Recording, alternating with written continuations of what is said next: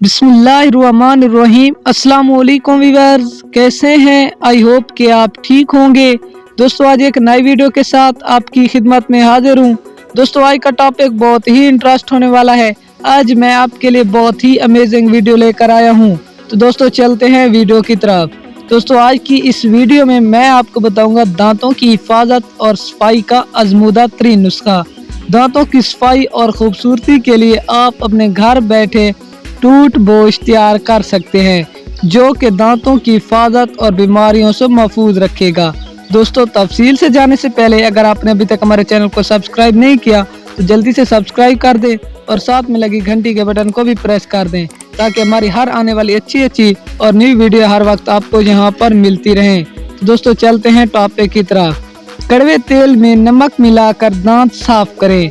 अगर आप तेल की बू से हिचकिचाहट महसूस करें तो इसके बाद मंजन या टूथपेस्ट इस्तेमाल कर सकते हैं। इस तरीकाकार से भी दांतों में चमक और खूबसूरती पैदा होगी।